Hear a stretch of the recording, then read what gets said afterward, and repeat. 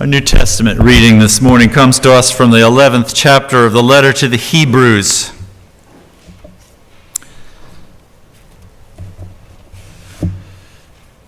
Beginning in the 29th verse and proceeding through the 12th chapter, the 2nd verse. By faith the people passed through the Red Sea as if it were dry land, but when the Egyptians attempted to do so, they were drowned. By faith, the walls of Jericho fell after they had been encircled for 7 days. By faith, Rahab the prostitute did not perish with those who were disobedient, because she had received the spies in peace. And what more should I say?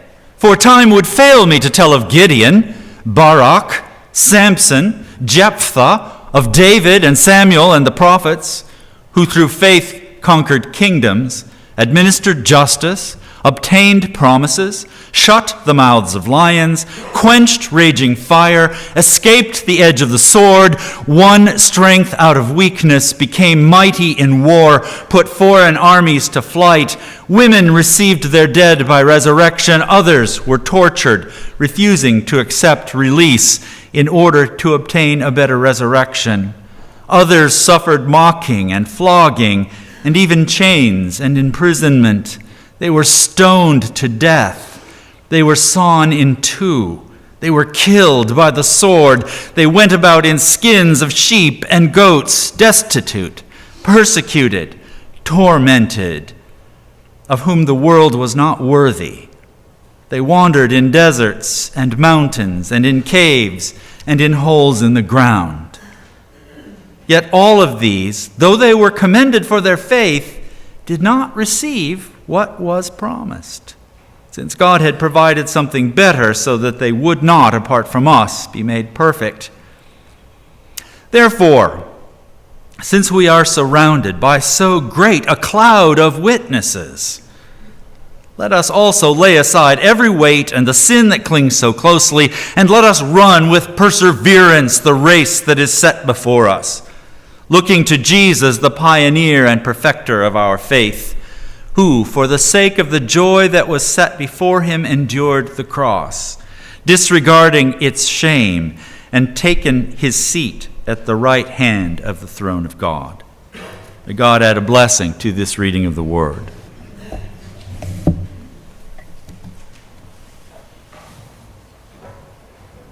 Went to high school with a guy named Ted Buell.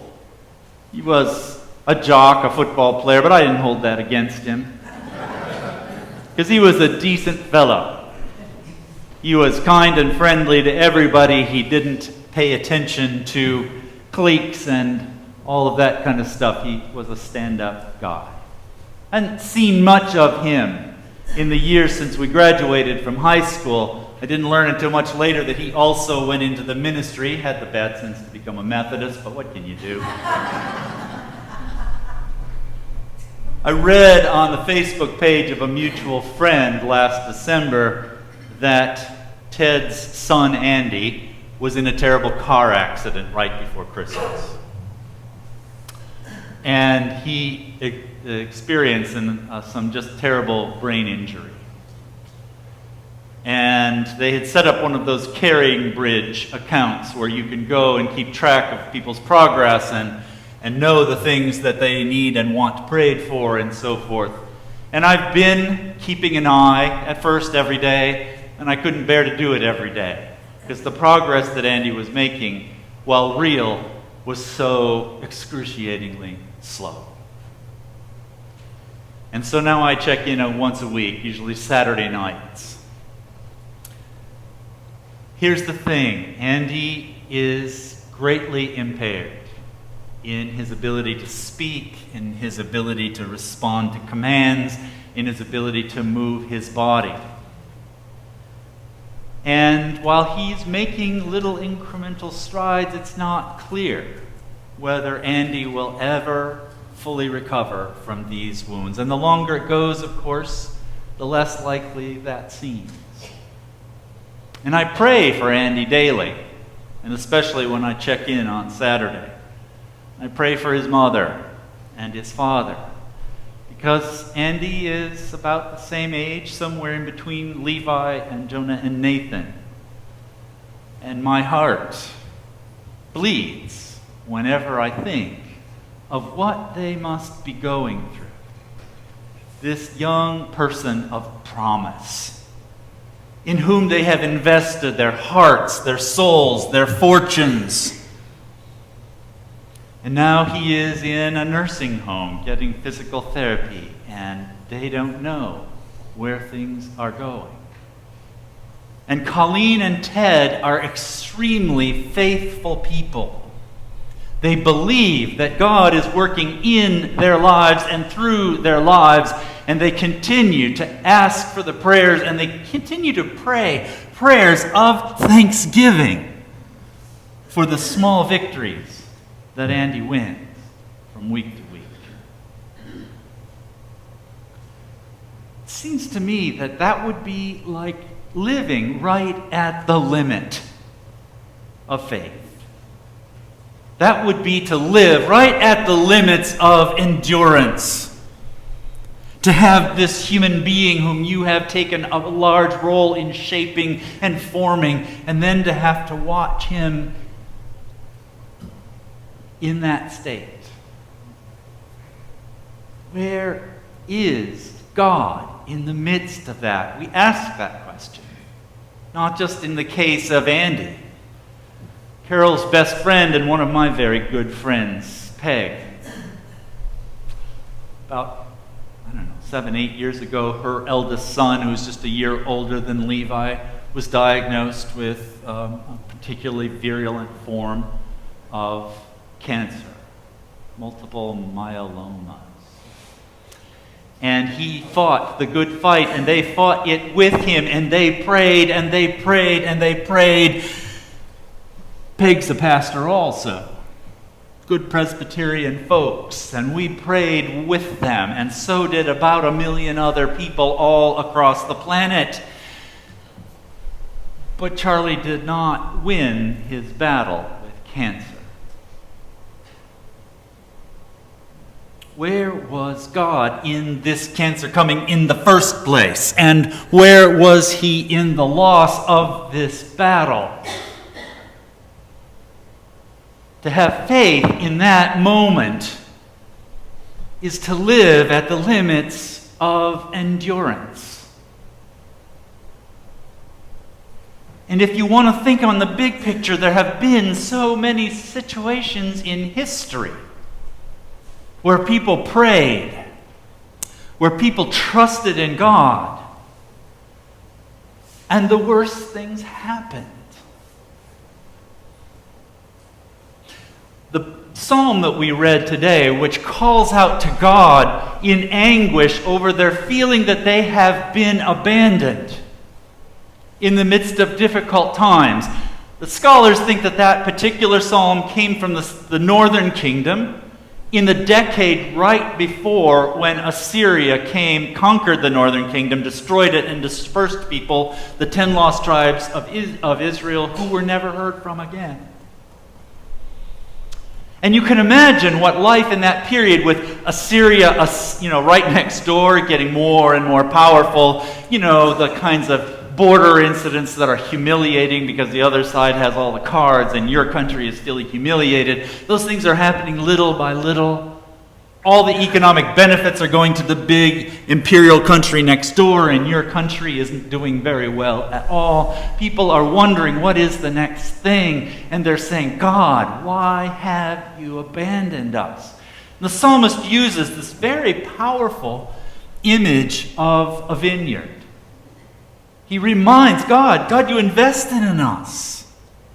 God, you built us up. You called us out of nothing. You brought us out of Israel, out of Egypt, and out of slavery, and you created this nation. And, it was like you planted a vineyard, and you fertilized, and you built a wall around it, and, and it was bearing fruit. And now the wall is knocked down, and now people wander by on the road, and they pick the grapes, and now the grapes are going sour. And when will you return to help us? They are people who are living at the limits of endurance, at the limits of anxiety, at the limits of fear. And, let's face it, front on, those folks in the northern kingdom, their worst fear and nightmare happened. Where was God in the midst of that? The writer of Hebrews, he remembers a lot of things that happen in history. The people of God are taken out of slavery, and then they've got their backs to the Red Sea, and here comes Pharaoh's army. And what's going to happen? They think they're going to drown. They think they are at the limit of their anxiety and their fear, and then God does this miraculous thing. Opens up a way in the Red Sea. They slip through. Pharaoh tries to follow with his army, and God causes the water to crash in on top of them, and they drown. So sometimes when we're at the limits of our endurance, at the limits of our fear and anxiety, God does act miraculously. And then he goes and brings to mind several other biblical characters and historical situations where that has happened. He says, and there's so many that I don't have time to talk about them. Samson and Barak and Balaam and, Gideon and all of these characters that if we had been studying our Bibles, we would know who they are and their situations. They all were miraculously kind of reached and taken out from these terrible things. But then he goes on to talk about the current situation that the Hebrew community, the community to whom this letter is written, is facing, which is persecution. And he says, and some of these people are facing death and imprisonment and persecution. And some of them are going to die before they see the promise. He suggests that there's another promise to which they are heirs, and we shouldn't lose sight of that. But the fact is, he's writing to another community, living at the limits, living at the edge of despair. And he's being honest with them, that sometimes God does not act miraculously to save us from the thing about which we are so afraid. And one of the questions that we often ask about those situations, and we have felt that, all of us have been at the limit something, around some issue at some point in our lives. And when we face a thing like Charlie's death from the cancer or Andy's terrible accident and his semi-recovery afterwards, we ask ourselves a particular question, which is, if God is good and God is powerful, why do these bad things happen?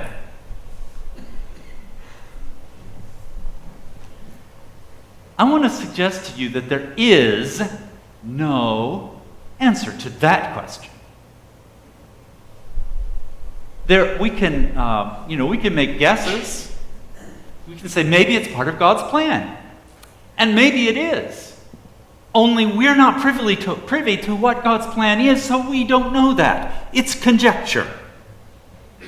It may be that God doesn't care about us at all. Maybe. Because we worship a mysterious God about whom we do not know everything.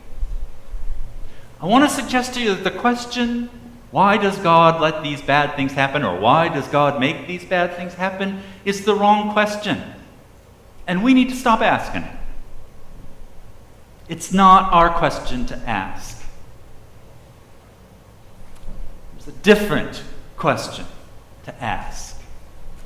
When we come to the limits, when we come to the edge of despair, when we come to the point where we're about to lose hope, when we don't see a thing, when we go over that limit, when the bad thing that we fear actually happens, the question we need to ask is, what can happen in this situation that can't happen anywhere else? What is possible right now at the limits that isn't possible anywhere else? And I'm not suggesting God put us here so that those things could happen. I don't know that that's true. None of us knows that that's true. But what we do know from our experience is that God is faithful, even when the worst thing happens. So how does God's love and how does God's faithfulness and how does God's presence act in that moment? The question that we can ask and hope for an answer is, what happens at the limits that can't happen otherwise? And what is the relationship of faith to life at the edge? And I want to suggest that 4 things happen at the edge that don't happen or can't happen fully anywhere else. And that whether God planned it or not, whether God intended it or not, whether God was powerful to stop it and decided to or not, God is powerful to transform that suffering. God is powerful to make good come out of evil, and God does. That's my testimony from my experience to you for what it's worth. And I think there are at least 4, maybe there's 400, but I'm going to just talk about 4. One is that at the limits, we discover our own limits. We discover our resilience. We discover our strength. We discover the things that God has put into us. And we discover when we do that, we discover who we are.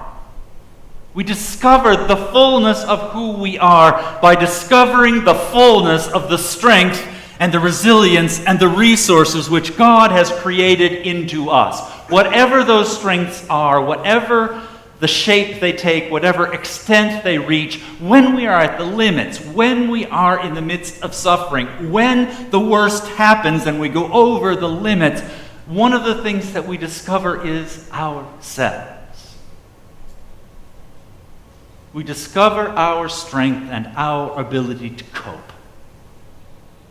And it seems to me that one of the things that if we don't get anything else out of life, we ought to at least come away from this experience knowing who we were and who we are. And that's one of the things that only happens when we encounter the limits. So our resilience, that's the first thing that we discover. The second thing that we discover is compassion. Love. But the 2 words from Latin which go into the English word compassion mean suffering with. When we are at the limits, when we are suffering, when we are afraid, when we experience the worst, we learn about that experience. And that experience engages in us the ability to be of use to someone else. When someone else is at the limits, who can help them? When someone else experiences the death of a child, when somebody else experiences the loss of a spouse, when someone else confronts the horror of cancer and the hard work of fighting it, who is more able to bring compassion, to bring love, to bring resources to bear than the person who has been there first? So life at the limits gives us 2 things: a sense of our own strength and our own resilience, and also compassion for others who are at the limits. And that sense of knowing who we are and knowing what someone else needs, what that naturally does, those 2 things when they begin to work together, is they connect us with each other. And that's the third thing that life at the limits, life of suffering, life over the edge, help us to understand is our interconnectedness. So cooperation is the third thing that I think we learn at the limits and at the edge. the ways in which our strength interact with other people's need, and the way other people's strengths and resources and abilities and endurance and resilience meets our emptiness, our hole, our weakness, our loss. And we discover this essential truth of being a human being, which is that it's not a solo flight. It feels like it is. We're born alone, we die alone, and if we make mistakes, it all comes down on us. But the fact is that this is not a solo flight. We are created in community. We evolved as social creatures. Human beings as a single creature don't really exist. We exist in communities, in societies, in social groups, and we need each other. And when we meet at the edge, at the place of suffering and fear and anxiety and worry and not knowing and all of those things, and when we even go over that edge, we discover the degree to which we need one another. And we discover the reality that we, in fact, have one another. Where else do we learn that? Where else do we come to know that? We're learning, and each of these things that they have in common is that we are learning who we truly are, beyond all of our self-deceptions and our foolery and our distractions and our sin. It is at the limits that we learn who we are.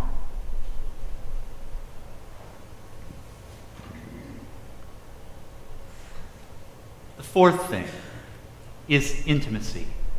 Intimacy with the divine. Because having discovered that we are not alone, we have each other, that my strength and your weakness fits together, that your strength and my weakness fit together, that we were created to be in community with one another, to be in relationship with one another, we discover also that we were created to be in relationship with the God who created us.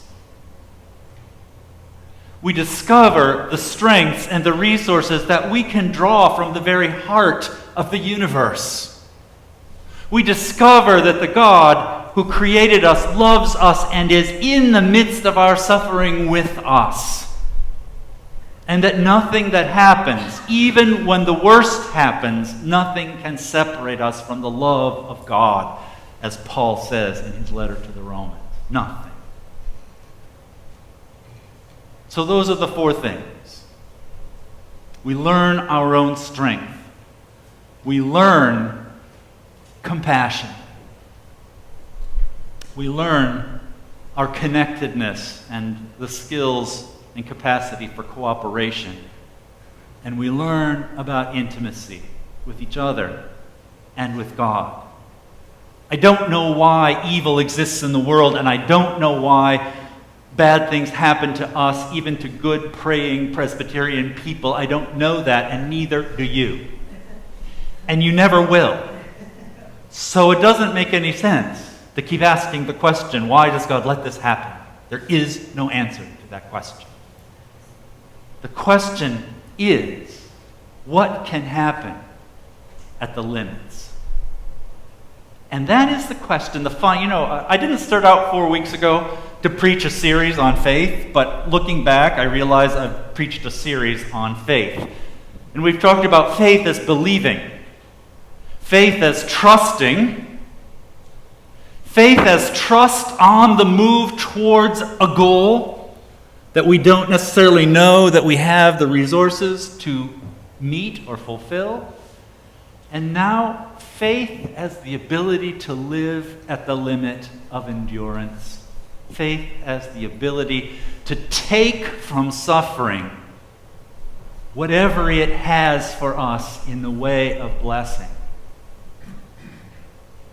And to work with God to create out of that suffering and out of that pain and out of that despair and out of the anger and all the other emotions, to create the world that God intends for us to live